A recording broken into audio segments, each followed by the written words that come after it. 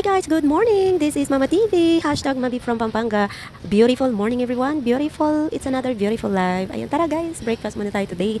Kasi it's another morning, beautiful morning. So tara, kape muna tayo. Start our day with a beautiful smile and beautiful coffee with the beautiful breakfast. Have a safe guys. Thank you so much for watching. Ayun guys, let's go. Breakfast muna tayo. Start our day with a beautiful to happy, smile, and enjoy. Life so short, we only lives once. So we need to enjoy and happy every day and thank God that we still alive.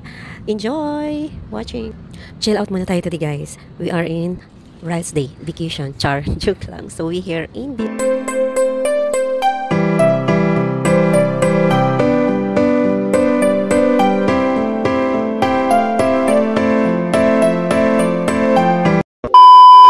Hi guys, hi mi amor, hello. It's Monday today, so happy Monday. So good morning. Ayan, happy beautiful morning guys. So let's go breakfast. Chill muna ako today. Chill muna tayo. Well, let's go breakfast first.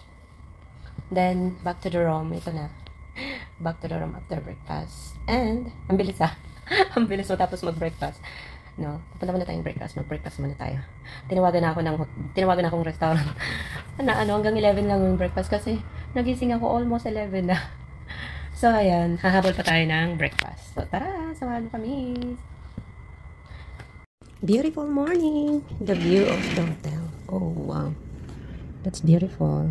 So, ayan guys, yung view dito sa rooftop. I mean, sa view ng hotel. So, nandito sa gilid ng daan. Ito pa yung daan. So, diba, it's another beautiful day. It's another beautiful life. So, ayan na, nandito na ako sa breakfast area. So, ito may mga pagkain nila. May buffet sila. So, syempre, it's Filipino breakfast. So, kukuha tayo dyan. Kukuha tayo ng gusto nating kainin. Yung mga gusto lang natin para walang masayang. So, ito na. Kumuha na ako. Yahe. Of course, may salad sila kasi I love salads. Kumuha ng salad. Ito po yung view ng breakfast area nila, yung restaurant dito sa rooftop. So, ang ganda ng panahon. Hindi siya sobrang mainit. Hindi naman siya umuulan. So, ang ganda. So, of course, hindi mawawala yung aking coffee. Charan. Meron din akong pancake dyan. Meron din akong vegan pancake. Ayan, may juice, may coffee, tin. Ayan, salad, fruits. Then, meron ako dyan, tafa. So, ayan, enjoy. Samahan niyo ako mag-breakfast today. Diba? Ang sarap lang. Maging happy lang tayo. Think positive at maging masaya. Magpasalamat sa araw-araw na nangyayari sa buhay natin. So, ito na nga. Samahan niyo ako mag-breakfast, guys. Hey, mi amor. Good morning. Hello. Kumusta? So, I'm here in breakfast. Coffee time.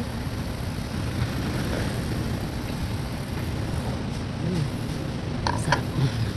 Breakfast tayo.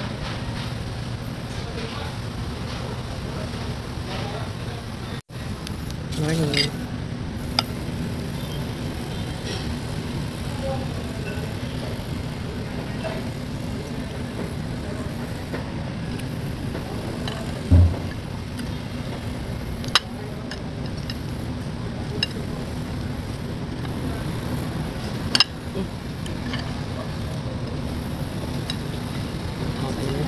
Saan tayo?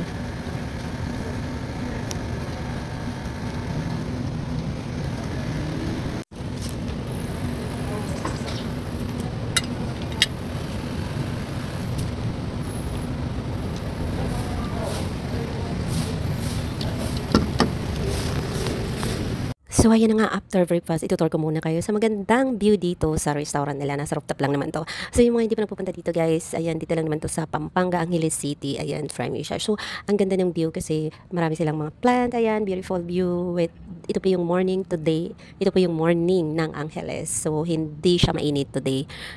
It's 11 a.m. in the morning. So, hindi pa siya masyado mainit. So, cloudy lang siya. So, ito po yung Angeles. Ang ganda kasi nasa rooftop ako. So, ayan, enjoy po viewing. Sana magustuhan nyo watching for my videos. So, happy Monday everyone. Start our weekend with a happy thought. Ayan, we live today, not tomorrow, and we just live only once. So, we need to happy, think positive, enjoy life, and of course, wag natin kakalimutan magdasal.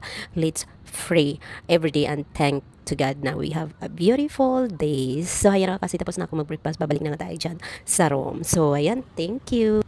Let's go! Balik na tayo sa room. Punta muna tayo, balik na muna tayo sa room. So, wala akong feeling mag-swimming today. So, maybe tomorrow. So, ayan. So, we stay here lang naman for this place. So, we have time more to swim. So, ayan. Have a great day, guys.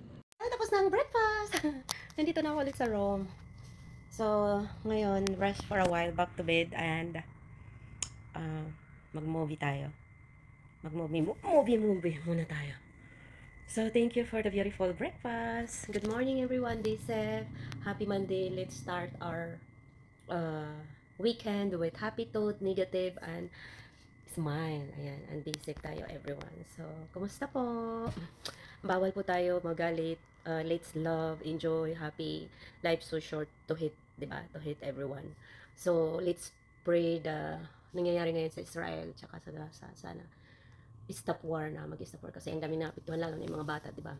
Nakakaiyak panoorin yung lilikas kayo sa bahay nyo, sa lugar nyo, para lang maligtas yung sarili nyo na kahit wala kayong dalang gamit, tapos doon sa lilikasan nyo, walang pagkain, walang tubig.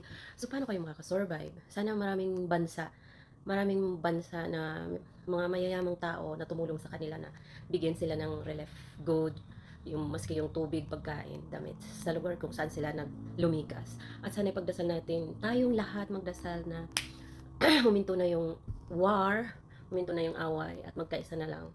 Kasi yung mga naapektuhan, hindi naman sila yung nag-aaway, kundi yung mga civilian, yung mga bata, yung families na walang kalaban-laban, di ba? Sila, yung unang-unang apektado yung mga bata. Wala silang kalaban-laban. So, ipagdasal natin yun na sana huminto na yung agwatan nila, yung away nila, yung war nila, kasi kawawa sobra, di ba? At sana wag nang mangyari pa yan ng kahit anong bansa, saan mang bansa, saang lugar na wala nang away, wala nang war, di ba? Nag-aaway-away lang naman sila sa isang bagay. I think yun lang, yung pinag-aawayan nila yung kapangyarihan ng bawat bansa at saka, di ko alam, sa isang bagay na gusto nila angkinin na makuha or maangkin. So, yun, ipagdasal natin lahat na sana huminto na yung war para naman yung mga tao, mas safe sila, maligtas, tapos yung mga bata. Yun, yung mga lumikas, sana maraming magbigay sa kanilang pagkain. Kaya tayo, yung mga may mga kinakain, wag natin sasayangin yung pagkain na kahit ano pa yan, kahit konti. Kasi ang daming taong hindi kumakain. Diba? So, kailangan pahalagahan natin at respeto natin at mahalin natin yung pagkain kasi ako talaga, I love food, food lover ako. So, ayaw ko yung sinasayang yung pagkain, ayaw ko yung hindi uubusin yung pagkain sa bahay nga, maski tubig, kasi tubig binibili din, diba? Hindi ka ngayon makakainom ng hindi mo bilhin yung tubig. So, kailangan nyo, pag kumuha ka ng tubig sa isang jar, kung ano mo kukunin mong tubig, inumin mo lahat. Kung hindi naman maubos, so, itabi mo at huwag mong itatapon, di ba? Kasi binibili rin yung tubig. Tapos lalong-lalo na yung pagkain, mahalaga yan sa atin kasi yung pagkain, karugtong yan ng buhay natin. Kung walang pagkain, hindi tayo mabubuhay. So please, pahalagahan natin yung mga maraming pagkain dyan. Huwag nyong hayaan na maitapon or masayang yung pagkain nyo. Isipin nyo, maraming taong hindi kumakain, di ba? So ganun lagi yung sinasabi ko sa mga anak ko. Kasi hindi lagi-lagi may pagkain. So, kailangan talaga ubusin, pahalagahan yung pagkain. Kung hindi man nila maubos, ilagay nila sa ref. Tapos, painit kung gusto nila kainin. So, ayan guys, pahalagahan natin yung buhay natin kasi life so short. We love only once. So, pahalagahan natin kung ano mang mayroon tayo ngayon, mahalin, pahalagahan. At maging masaya na lang tayo, magdasal lagi. So, wag natin kalilimutan magdasal. Kasi yun din yung karamay natin, kakape natin yung dasal. Diba?